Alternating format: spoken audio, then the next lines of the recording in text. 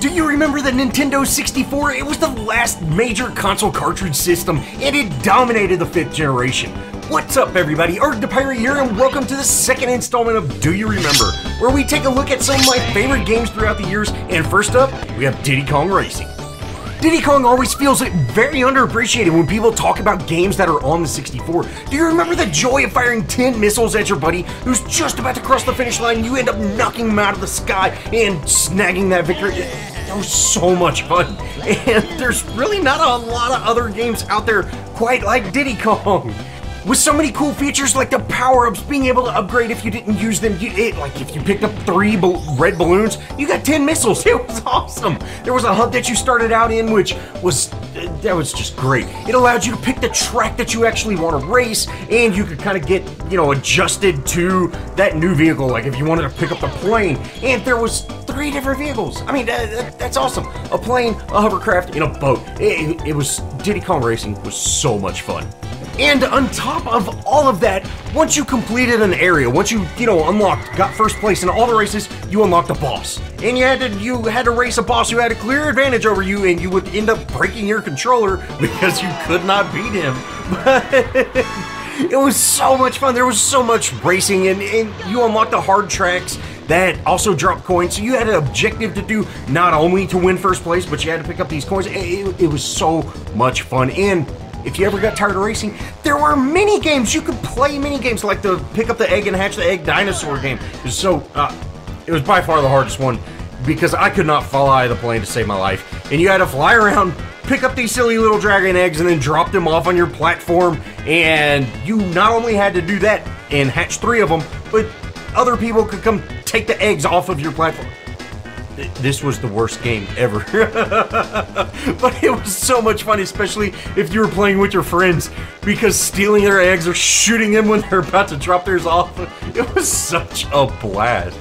I cannot even remember if I beat the game because I spent so much time racing with my friends and playing anything other than the solo part, but the solo part was still an absolute blast. Whether you were flying a plane, driving a car, or spinning around in circles with the hovercraft, Diddy Kong Racing had so much to offer.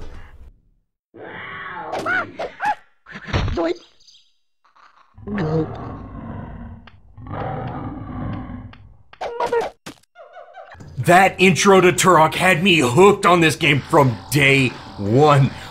This was the first-person shooter I played on the N64, and it was awesome. It's hard to believe, but when this game first came out, it was so lifelike. And when you shot somebody, they bled. Oh, man, it was so good. And do you remember that the dinosaurs would run out at you at the fog, and it'd scare you so bad, you just had to pause the game, like walk away for a minute, let your heart quit racing, because, you didn't want to tell your parents that the game scared you, so they'd take it away from you.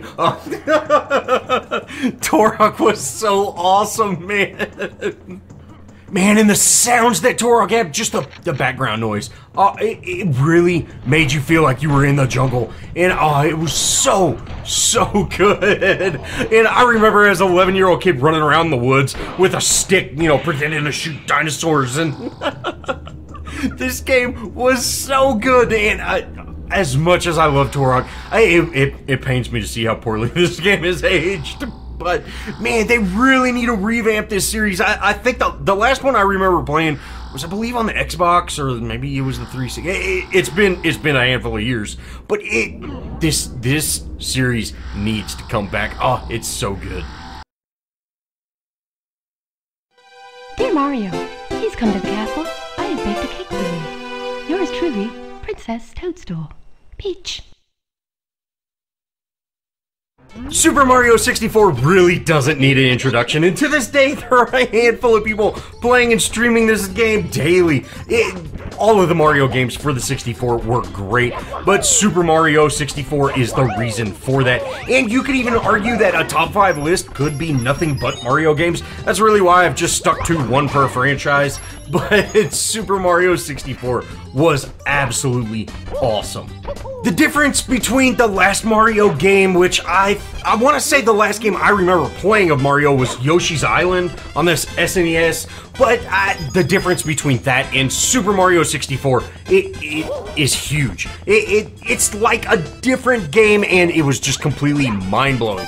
Although there are a ton of memories that I have of Mario 64, the one that stands out the most, the one that I'm like, oh yeah, that was so cool, was getting in the cannon and blasting yourself across the planet. Oh man, that was so much fun, and it was just definitely one of the coolest things I can remember doing. There were also a ton of secrets too. You could spend hours running around the level, making sure you didn't miss anything, or running around the castle, exploring all the areas, and I have no idea how people can speedrun Mario in less than 2 hours. The current record is like 1 hour and 39 minutes. I don't understand. Like, this game took forever. It took me forever anyways. Super Mario 64 was the last system mascot game that truly sold consoles too, and with other mascots kind of dying out and disappearing, it might be the last one we ever see. And you know, that is a shame, but this game was well worth selling that console. And I picked up the N64 when it was released. I think I almost burned up the first console that I had because I played this thing non-stop. And I can remember taking turns with my friends, playing each level to unlock all the stars. And to this day, I still have no idea what to do with that silly rabbit. Man, Super Mario was amazing. It definitely is not my top game, and you'll know why in a minute, but Mario 64 is truly an amazing game.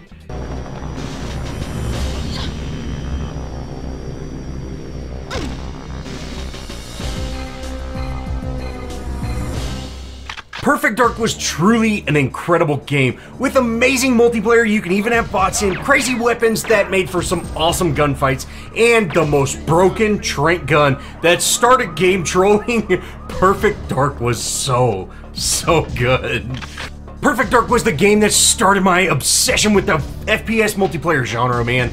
Although there were some few others out there, Perfect Dark was the first one that you could play alone. You could play and didn't have to have someone else with you, and I spent weeks honing my skills, so when someone tried to challenge me, oh man, it was over quick.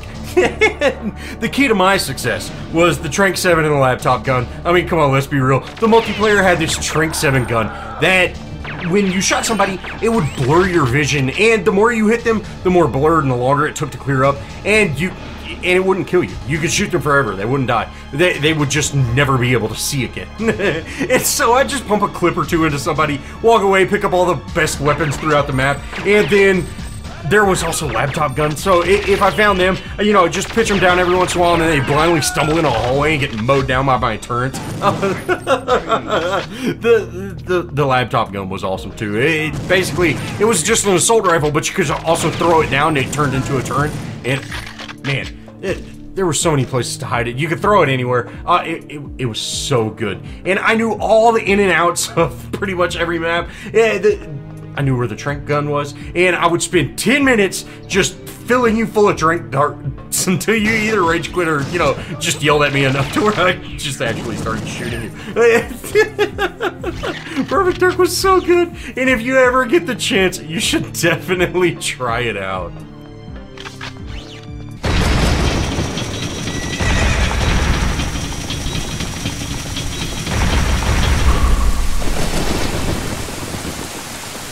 When most people think of Nintendo, they think of that red plumber that runs around and eats mushrooms and saves princesses.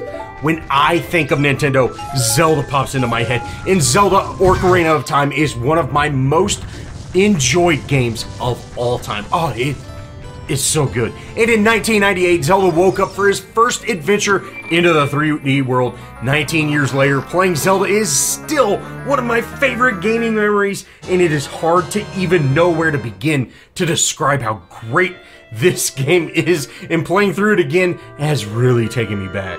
The dungeons and their puzzles are still top-notch, even the water temple. Even the dreaded water temple is still pretty good, guys. Even though it took a month to figure out, oh, you had to raise the water level and then use the long shot. even besides all that, figuring it out, all the secrets, the seeds, the bombs, it was so enjoyable. And those golden spiders, there was so much within the Arrg Arena at time. There could still be hidden things that people don't know about. Now that I'm older, there are a ton of things that I've noticed now that were just simply over my head as a kid too, like how every girl you meet in this game wants to marry you. And who can forget this classy line? Even now, whenever I learn a new song, I can remember the silly little sing-song words I would put with the tunes.